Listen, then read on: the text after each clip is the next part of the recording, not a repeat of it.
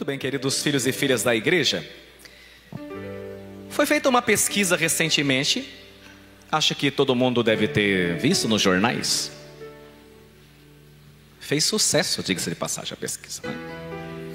E chegou-se à conclusão de que o Brasil é o país que mais crê em Deus em todo o mundo. Olha que coisa boa, né?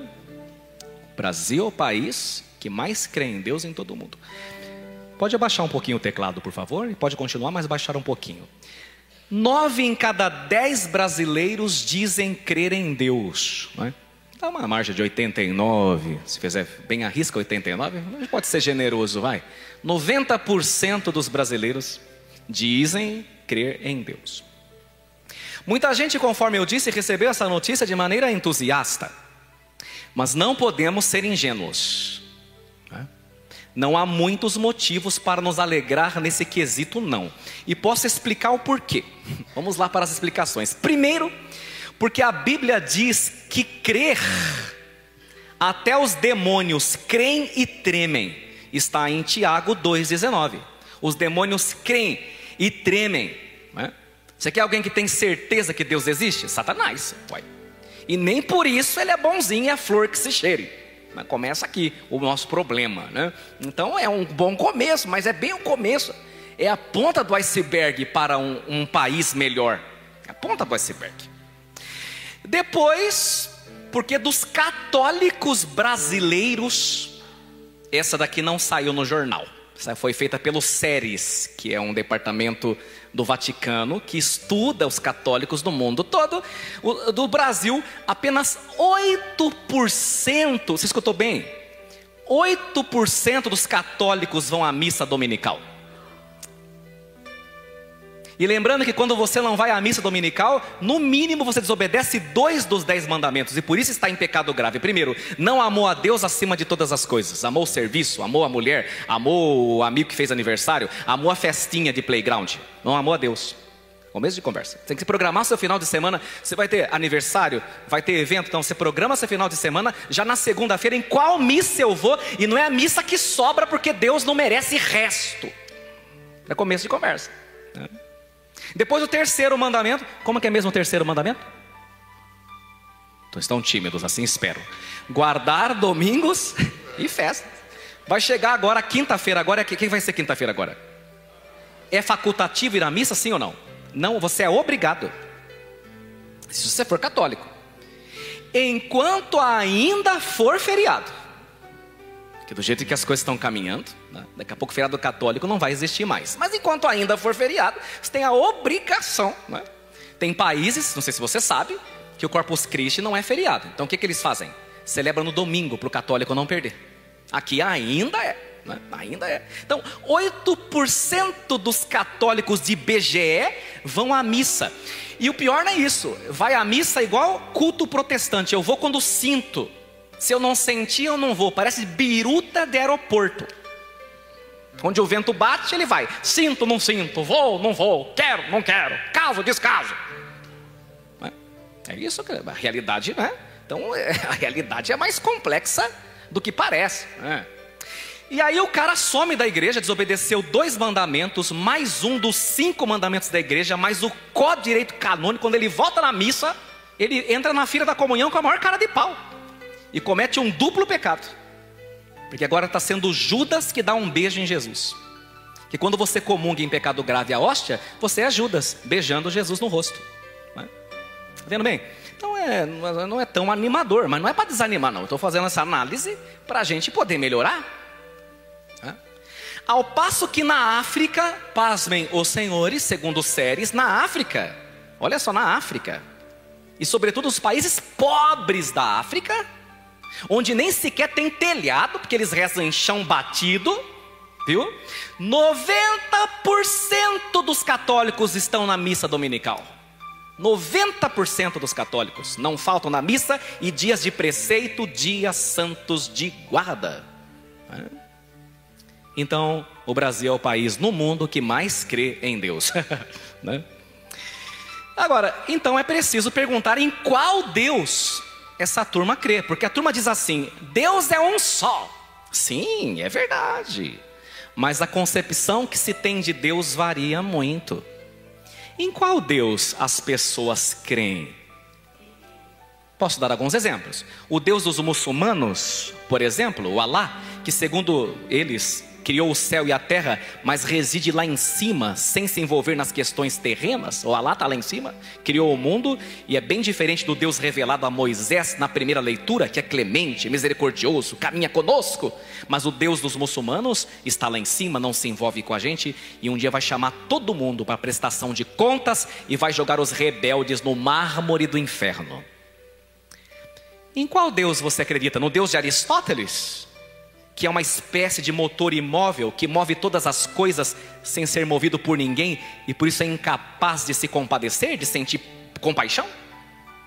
Ou quem sabe é um Deus fantasioso, criado pela sua mente ou inventado pela sua família? Em qual Deus se crê? Não é? A turma do som, o teclado está lindo, pode continuar. Turma do som, baixar o meu retorno do teclado aqui, por favor. Essa pergunta é por demais interessante, em qual Deus você crê, porque da resposta dela é que deriva que tipo de pessoas nós somos, como nós vemos o mundo, como nós nos comportamos, como nós vivemos. Depende do Deus no qual você crê. Então, a Bíblia diz que Deus criou o ser humano à sua imagem e semelhança. Verdade ou mentira? É verdade. Ora, se isso é verdade, quanto mais compreendemos quem o Deus dos cristãos é, logo, isso é lógico, mais compreenderemos quem nós mesmos somos. Por outro lado, se o ser humano se afasta dele, mais desfigurado vai ficando, deixando de ser quem realmente ele é, se animalizando. Vejamos como o homem dos nossos tempos, e homem aqui estou dizendo, vamos ser bem claro, ser humano, como que o ser humano dos nossos tempos é confuso, não sabe o que quer. É um tal de todos, todas, todes, né? Que bagunça é essa? É homem que se veste de mulher, é mulher que se veste de homem, é homem feminilizado, é mulher masculinizada. Que zona é esta? Quanto mais o homem se afasta daquele que é sua verdadeira imagem, tanto mais desfigurado, sem saber quem ele é, destruído ele vai ficando. Por isso é importante na solenidade da Santíssima Trindade se perguntar: quem é o Deus dos cristãos? Resposta: o Deus dos cristãos existe desde toda a eternidade. Portanto, mesmo antes das estrelas, das galáxias, das nebulosas, dos animais, dos homens e, pasmem os senhores, até dos anjos. Porque você já parou para pensar que houve um momento que não tinha estrela, não é? Um momento que não tinha, que mais? Não tinha galáxia, um momento que não tinha árvores, um momento que não tinha anjo, não tinha ninguém. Mas mesmo não tendo ninguém, esse Deus nunca foi e nem é solidão. É amor porque desde sempre tem alguém para amar, que é o seu filho. E o amor dos dois é o Espírito. Como dizia o grande São João Paulo II, nosso Deus, o Deus dos cristãos, sabe quem é? É família. Porque antes dos anjos existirem e de tudo ser criado, Deus já era a família. Pai, Filho e Espírito Santo. Acontece que nós nunca saberíamos desse mistério se Ele não quisesse, de livre e espontânea vontade, nos revelar que Ele é o único Deus, mas em três pessoas distintas que desde sempre para sempre vivem numa família perfeita em comunhão de amor. A doutrina nos ensina que a Trindade divina, esse Pai, esse Filho, esse Espírito Santo, habita em nós a partir do dia do nosso batismo. Porque quando o sacerdote batiza, ou o diácono, ele diz: eu te batizo, como mesmo? Em nome do Pai, e do Filho, e do Espírito Santo. Pelo batismo nós somos mergulhados no mistério da Santíssima Trindade. E sabe o que acontece? Nós somos inseridos nesta família misteriosa de Deus, que é o Pai, que é o Filho e que é o Divino Espírito Santo. Como? Pelo batismo. Em Efésios capítulo 2, São Paulo vai dizer assim: assim já não sois estrangeiros e peregrinos, mas concidadãos dos santos. E olha o que São Paulo vai dizer: sois da família de Deus, edificados sobre o fundamento dos apóstolos, que são os bispos e profetas, sendo ele mesmo Cristo Jesus a pedra angular, no qual todo edifício bem ajustado cresce para santuário dedicado ao Senhor, no qual também vós juntamente estáis sendo edificados para a morada de Deus, habitação de Deus no Espírito. Veja que São Paulo disse: vós sois da família de Deus.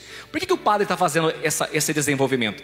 Para nós entendermos em quem nós cremos, porque de acordo com aquele que nós cremos é como nós vivemos. Quem é o Deus dos cristãos? Quem é o Deus no qual o brasileiro precisa crer e praticar? E aqui acontece uma coisa muito bonita. Deus é tal qual um jovem que conhece uma moça, vai se encantando por ela, o tempo vai passando e a coisa vai ficando cada vez mais séria, e quando a coisa fica bem séria, o que o rapazinho faz com a moça?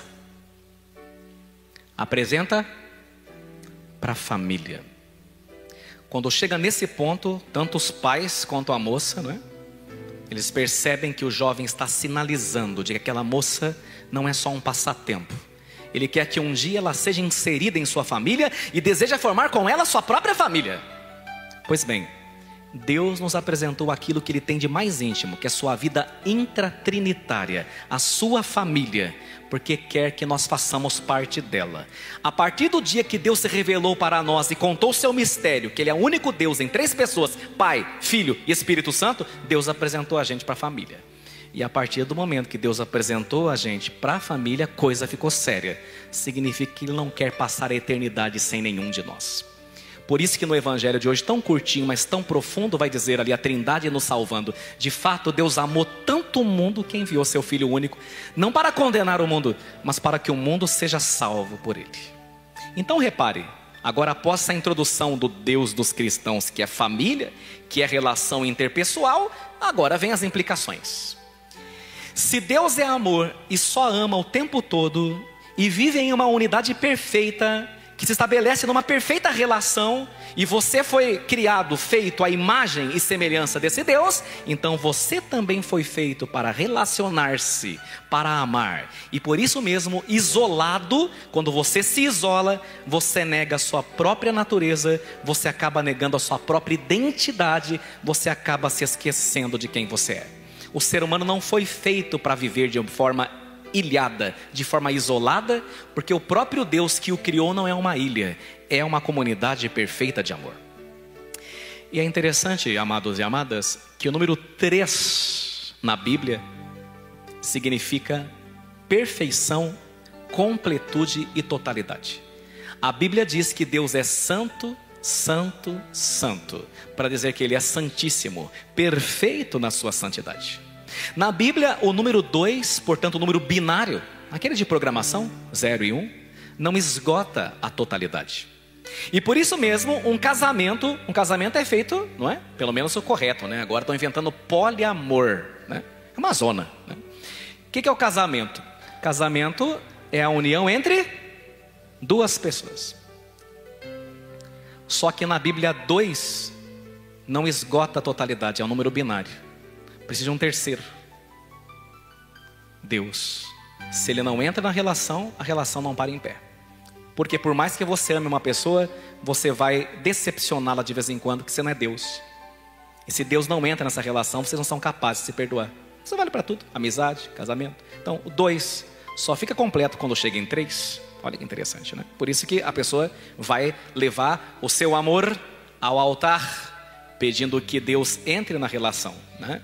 Um casamento sem Deus não frutifica, porque um casamento sem Deus não é trindade.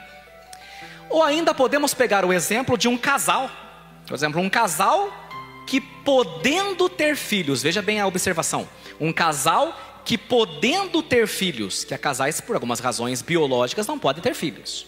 Um casal que podendo ter filhos não se abre à fecundidade, é só ele e ela naquele ciclo fechado.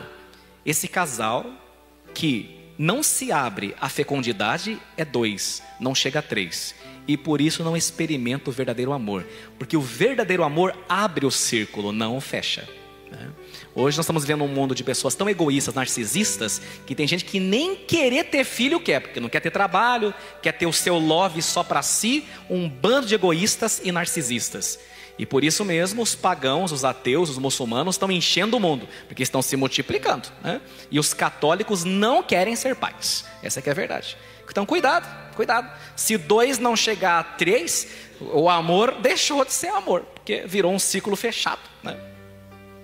Ricardo de São Vítor, ao se deparar com esse insondável mistério e meditar sobre o mistério da Santíssima Trindade, e na relação entre as 3 pessoas divinas, ele vê nessa relação entre as 3 pessoas divinas o fundamento para a realização humana da família, de um país e da sociedade.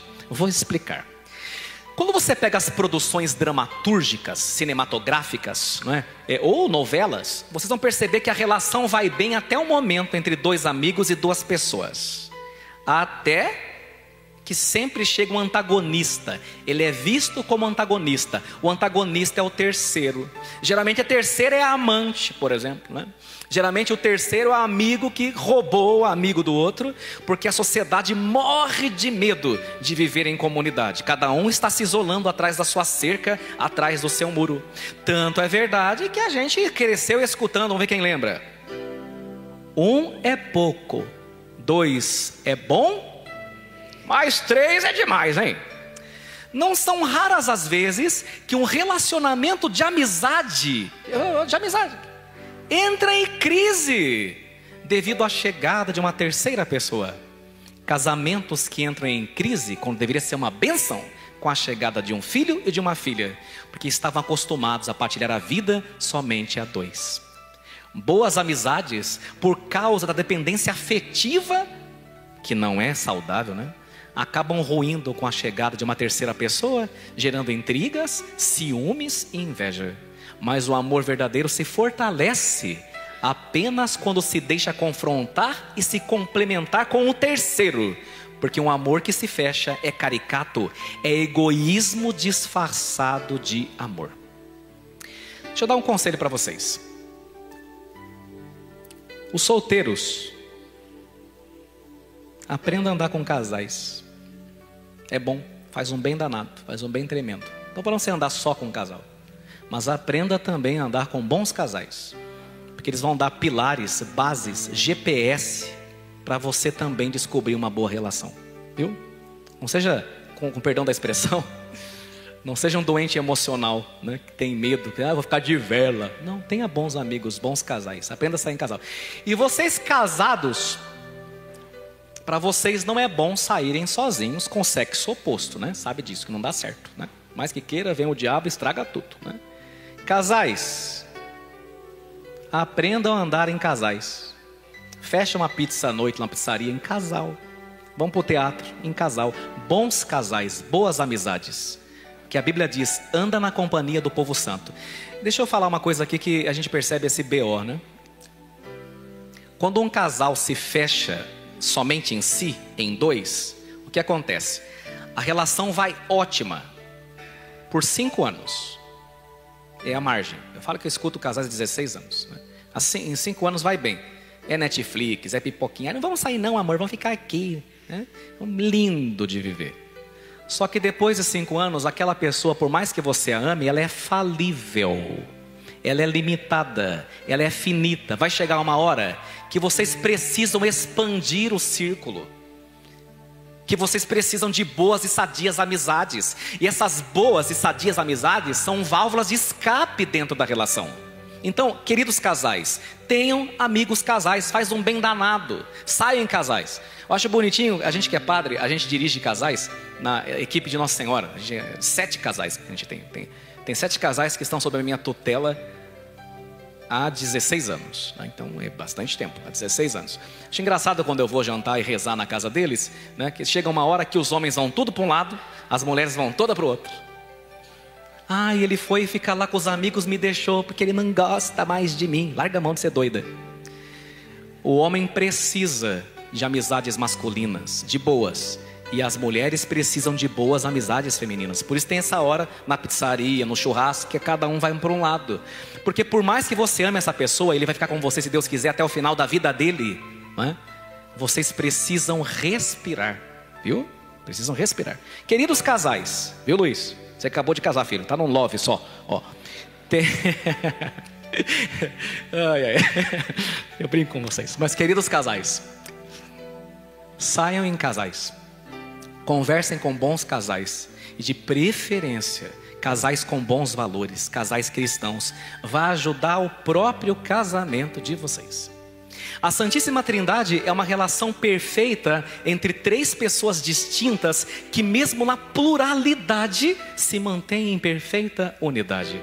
Por isso o próximo, o irmão e a irmã, não pode ser jamais um antagonista em nossa vida. Não pode ser aquilo que ensinou Jean Paul Sartre quando disse que o inferno são os outros. Não, isso é mentira de Satanás. O próximo me ajuda a me realizar como pessoa, como ser humano. E logo, se o homem foi criado à imagem e semelhança de Deus, e esse Deus é comunidade perfeita de amor, esse homem só se realiza quando procura se assemelhar também à Santíssima Trindade, lutando para extirpar todo tipo de intriga, inveja e divisão. E é aqui que nós entendemos então a segunda leitura, quando São Paulo dá conselho para nós. Veja aí, versículo 11, segunda leitura. Vamos estudar a Bíblia. Segunda leitura, versículo 11, São Paulo vai falar para nós. Eu vou começar e você vai, olha lá. Irmãos, vocês, alegrai-vos. Trabalhai no vosso aperfeiçoamento. Que mais? Encorajai-vos. Parou. Ó, encorajai-vos. Gente, pelo amor de Deus, o mundo já tem críticos chatos de galocha demais. Seja um incentivador de pessoas, porque gente que desmotiva a gente não aguenta mais, né? Ou gente chata que fica xingando todo mundo lá na internet. Pelo amor de Deus, vai trabalhar, né? Vai estudar, vai fazer um curso, né? São João Bosco falou assim para nós, olha, presta atenção. Olha, São João Bosco, para não falar que é eu, do próximo, ou falar bem ou calar-se. É só isso aí, é duas ou uma, não tem terceira. Do próximo, ou falar bem ou calar-se. Às vezes a pessoa é tão picareta que você não acha uma coisa boa para falar. Então cala a boca, tá certo? Se não for para falar, porque se ele for um picareta, todo mundo vai descobrir, tá? Então do próximo, ou falar bem ou calar-se. Seja um incentivador de pessoas. Porque gente que desencoraja os outros, pelo amor de Deus, é muita gente negativa, muita gente chata, né? O que mais? Então, ó, encorajai-vos. O que mais? Cultivai a concórdia. Que mais? E se você encorajar o seu irmão, cultivar a concórdia, viver em paz, o que vai acontecer? Está escrito aí. E o Deus do amor e da paz estará convosco. Olha que coisa mais linda, né? Ubi caritas et amor Deus ibi est. Onde a caridade e amor, Deus aí está. Veja, cultivai a concórdia. Você não pode ser aquele que joga lenha na fogueira quando alguém já está brigado, né? Dois bicudos não se beijam, já não se dão bem. Aí você vai e inflama o outro. Você tem que ser um promotor da paz, não é? Nas bem-aventuranças, Mateus capítulo 5, Jesus fala assim: bem-aventurados os que promovem a paz, porque serão chamados filhos de Deus. Você tem que promover a concórdia. Você tem que levantar, construir pontes, não muralhas. Viver em paz. Não ficar jogando uns contra os outros com uma fofoca dos infernos. Por isso que o Papa Francisco falou que o fofoqueiro, não sei o que disse, Papa Francisco, o fofoqueiro é um terrorista. Porque ele joga a bomba sem medir as consequências e vai embora. É o irresponsável. Promover a paz, promover a concórdia. Você como um católico, uma católica de verdade, a imagem e semelhança da Trindade. Meu filho, lá onde você trabalha, que está cada vez mais difícil onde a gente trabalha, né? Você tem que promover a concórdia. Lá na sua família, naquelas festas de família, que já sabe que a fulana não vai se a outra for, não é? Promover a concórdia, promover a paz. Quando você joga uma pessoa contra a outra, desculpe, você é instrumento de Satanás, porque ele é divisor por excelência. Mas quando você promove a unidade, você é instrumento da Trindade. E você mostra em qual tipo de Deus você anda acreditando.